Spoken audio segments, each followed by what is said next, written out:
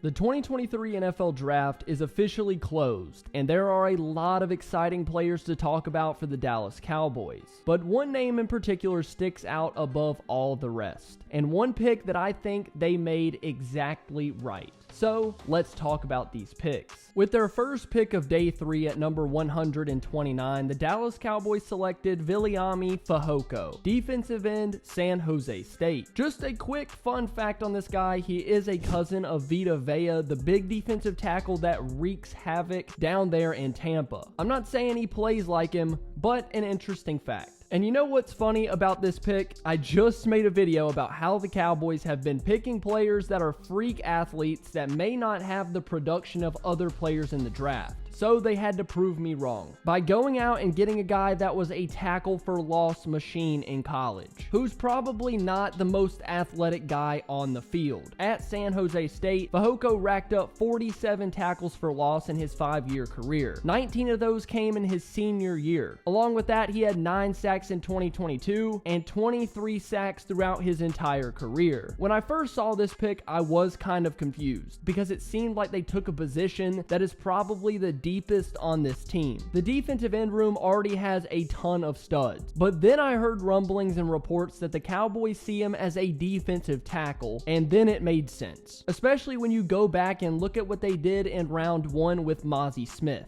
They're tired of having the ball ran down their throats. They want this guy to come in and be a stuffer in the middle with some pass rush moves. A guy that can get upfield and play in the offense's backfield. He is going to have to put on a little bit of weight, but honestly, I have no problem with this on day 3. A guy that was productive in college, had a ton of tackles for loss in the 4th round to be another key piece for your defensive tackle rotation. I'm all for it. With their second pick of the day at number 169, the Cowboys went offensive line for the first time in the draft, taking Asim Richards, offensive tackle, North Carolina. Just like with Fehoko, this is going to be a position change player. The Cowboys view him as a guard, not a tackle, and that was confirmed by someone on the team staff after the pick was made. They think this guy can make the move inside the guard, and I like the idea of this a lot. Not just because there's a gaping hole at the guard position, but because I think he's a good player. One thing you can bet on the Cowboys doing in the draft is taking an offensive tackle that they think can play guard. They did it with Connor Williams a few years back in the 2nd round, and they did it here in the 5th. Now, I had a friend that worked with the Carolina football team and was around this guy every day, and this is what he said about the selection. Richards can play both spots on the offensive line. He's very versatile. He's a fast player and is super coachable. You won't find a better person either. He's respectful, coachable, and works really hard.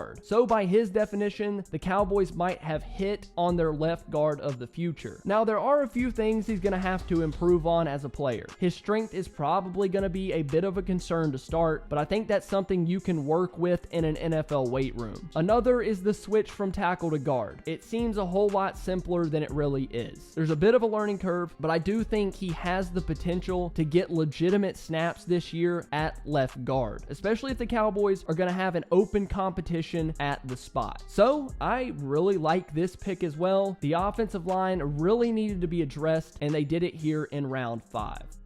At the beginning of round 6, the Cowboys made a trade to move up for Eric Scott Jr., cornerback from Southern Miss. And let me tell you, people on Twitter were losing their minds. Dane Brugler, who is the NFL draft GOAT, didn't have a write-up for this player, and I believe he had him ranked as the 52nd best corner in the draft. So needless to say, people felt like this was a reach. Yes, even in the 6th round. And there are a few reasons why. He ran a 4.7 40-yard dash at the combine, which is absurdly slow for an NFL corner. A dude running a 4.7 in the NFL at corner is getting burnt 10 out of 10 times. But a report after he was drafted came out saying that Scott Jr. did have a quad issue when he ran, and it's more likely he runs in the high 4.4s or the low 4.5s, which is something you can work with, not a 4.7. The reason I think Dallas went up and got him is because he is the Dan Quinn prototypical corner. He has super long arms, and that's just something that Dan Quinn cannot help himself with. I believe that this guy had the 3rd longest wingspan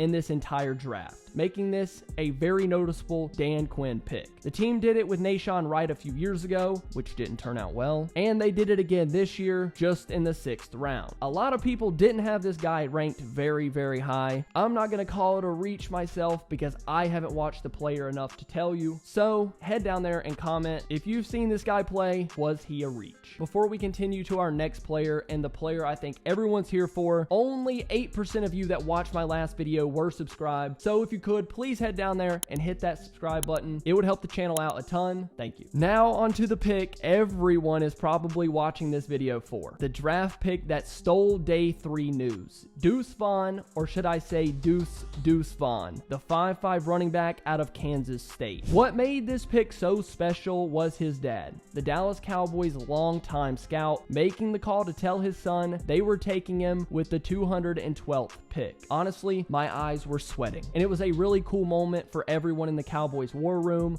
along with all of us watching at home. Now, Deuce as a player, like I said, he's 5'5", and if you want to compare that to other running backs currently in the league, you're not going to find one, because he is by far the shortest. But he makes up for that with how fast, shifty, and explosive he is when he gets the ball in his hands. He's a playmaker. He's really an electric runner and receiver. If you're worried the team made the pick just because of the connection of his dad as a Cowboy scout, don't be. The dude is a baller and probably would have been taken in the top 2 rounds if he were another 3 or 4 inches taller. This, along with everyone else, was my favorite pick on day 3. I think the Cowboys got a heck of a player in the 6th round. I'm super excited about this pick and for the Vaughn family. I think the Cowboys got a good one. With their last pick in the 2023 NFL Draft, the Dallas Cowboys selected Jalen Brooks, wide receiver, South Carolina. He's a 6'2" receiver that weighs 202 pounds and didn't have crazy production at South Carolina. He does have some things to like about him as a prospect though. He can make catches in traffic, he has good hands. But from what I've seen, he isn't going to blow the top off the defense with his speed. A lot of his game is being aggressive at the point of attack and going to get the football. At this point in the draft, it's about picking guys that you feel like you wouldn't get in the undrafted free agency pool, and that's what the Cowboys did. I would have liked to see him go receiver a bit earlier in the draft, but I think they were pretty much wiped out on guys that they did like, and Jalen Brooks went to high school like 25 minutes from me, so that's pretty cool. Thank you so much for watching this video. If you enjoyed, please make sure to like and subscribe. Also, go watch these 2 videos where I break down the Cowboys' 1st round pick, 2nd round pick, and 3rd round pick. I love you all.